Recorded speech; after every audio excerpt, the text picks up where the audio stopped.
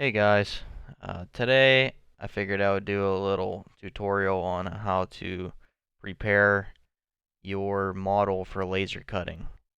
Um, so as you can see, I've been working on this Duncan model for some time now, and it's getting to the point now where I'm gonna put an order in for some laser cut parts. So I'm gonna go through the steps that need to be taken to ensure that your laser cut parts are cut correctly by your laser service. So in this example, I'm going to show you how to make a part for this cab side here. And uh, basically, you need to get an SVG file of this, or a DXF file, or whatever format your laser service is going to use. So my CAD program allows me to see the parts that I make here um, in a flat format. So even though there's a curve here, this is the flat version of it. If it, let's say this bend was unbent. So unfortunately, my CAD program doesn't export SVG files directly from here. So just for ease, I like to import my objects into Tinkercad so that I can quickly export them to SVG here, which is convenient. You don't need to do this, but I do it just, to make it quick and easy way to get a SVG file format. So you'll get that however way you see fit. So then, if you go over to Ponoko.com, I think it's Ponoko.com, they have these little templates for Inkscape, which is basically just a drawing program that you can use to get your laser parts ready. So they have a couple templates you can use. So if I open this in Inkscape, you'll see here that you'll see here that it's just basically just a little frame that you can put your parts inside. And you don't need to use these templates, but I like to do it because it's convenient for me, and it's also convenient for the laser service.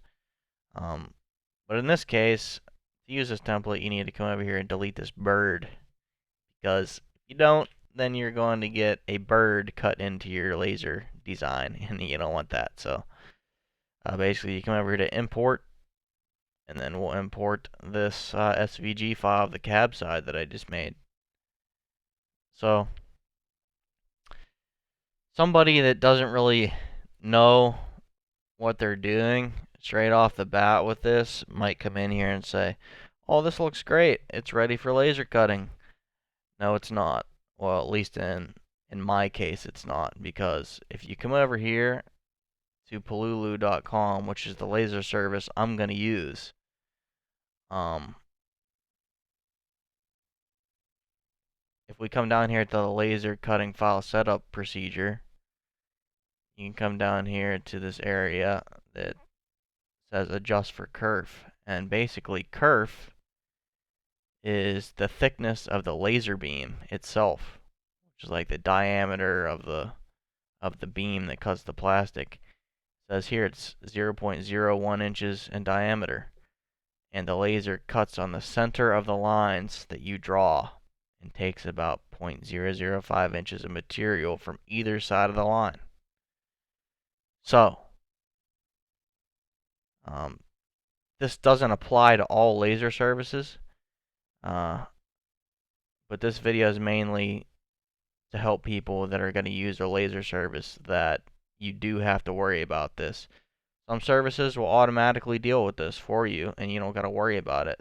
And if you can find a service that'll do that for a decent price, I would suggest going ahead and using them, because this is a pain in the butt to deal with, and nobody likes a pain in the butt. So yeah, I'm gonna show you how to deal with this. So if we come back in here to Inkscape, you can see basically they're talking about is if this laser, if the width of the laser is wider than this line itself, and it cuts down the center of this blue line, it's actually going to take material off the inside of my part when it's done cutting. And my part's going to end up smaller than I want it to be. And for any holes in the part, my holes are going to be bigger than I want them to be. So that's actually a huge problem, especially if you're designing a replica model of some type, like I am. So we'll want to adjust this part correctly so that when the laser cuts it, it'll when it's done cutting, the part's going to be correctly sized. And a big mistake a lot of people make is they say, well, all I got to do is just scale my part a little bit bigger, right? Like I'll just make it a little bit bigger. Well, any holes you have in your part now are too big, so you can't do that. And the radius of any curves you might have in your part, like this here, where the boiler will sit, that radius changes when you scale the part. You know, it gets bigger and smaller, and you can't. It's just not going to work out for you at all. So basically, we'll just get this back to normal size. Uh, and the problem is, if you just say, well, the width of the laser is 0.001 inches, you might think you can come up here and say, well, I'll just make the width 0.01 inches wider. And it's kind of tough to see.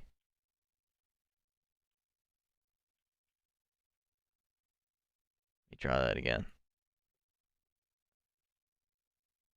I got it set to millimeters, that's why. We'll set this to inches. So somebody might say, well, I'll just make my part 0.01 inches wider. And you might think that solves your problem. But that's 0.01 inches wider across the entire part. But you actually need to worry about each individual line across the part. So there's 3 lines here, this line, and this line. But that 0.01 inches has been shared across the entire width of this part, which is not going to work out. The part is still not going to be the right size if you do it that way. So it's important to learn how to do this correctly, and this is how you do it in Inkscape. You'll highlight your part like I have it here. You'll come over here to the stroke style area, and we're going to set this to 0.01. And it basically just changes the width of the lines that draw your part to the same exact width of the laser beam. So in my case, it was 0.01 inches. And now, if this laser were to cut right down the center of this line, the beam would fit perfectly inside this line. And it would touch both edges. So now that I have that, I'll come up here to path, and then stroke to path. And I guess that changes the type of line this is, or whatever, I don't know. But then you'll notice over here at stroke style, you've lost your width. And that was a little confusing for me at first. So basically what you need to do is come over here to fill, and you're going to turn this off. So now there's no fill paint. Then you'll come over to stroke paint, and you'll set that to a flat color. And for SVG, it's got to be blue for it to cut it out, I guess, apparently. For DXF or any other file formats, you might be able to use black or whatever else they want. I don't know. But you'll think, oh, well, it still doesn't look right to me. That's because you got to come over here, and the stroke width is still 0.01 inches. And for my laser service at Plulu, I think they want it to be 0.002 inches wide for the final line width. So, now that I've changed that to the final line width for laser cutting, you'll notice that I now have 2 lines. tracing my part.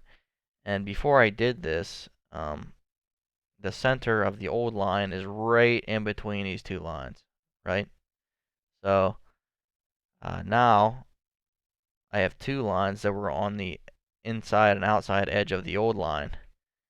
And that's exactly what we want, because now this curve over here is going to be perfectly sized, and these holes are going to be perfectly sized. And what you want to do is, for the outside of your part, the line that traces the outside of your part, you're going to want to use the outside line for that. And any holes in your part, you're going to want to use the inside line for it.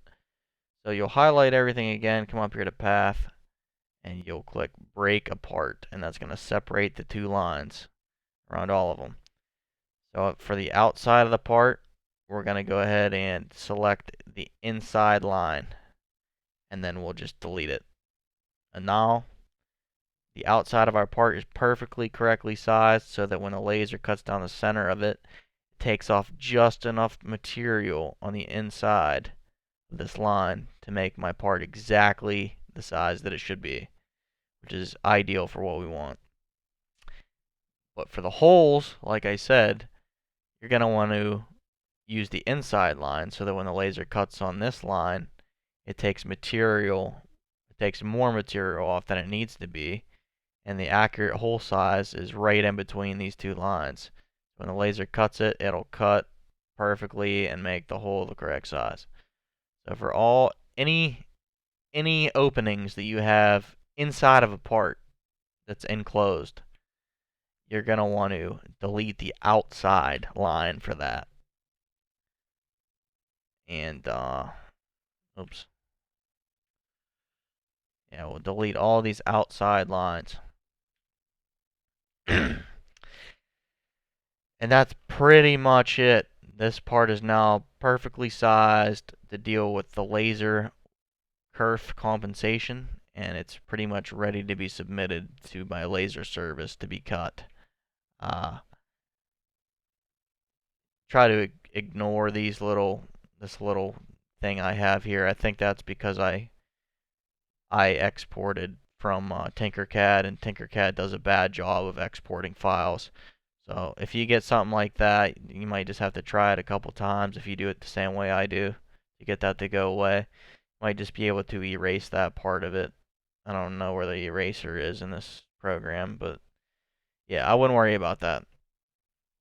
So, I think for my laser service, they want you to put a little reference square up here, so they can calibrate their machines, so they know exactly the right size of the part. So I'll just do that real quick. They want it to be 1 inch by 1 inch. And then I'll just drag it up here in the left-hand corner. And that's pretty much it. This part is ready to be submitted, so I'll just come up here and save it. Figure out a place to put it. Yeah.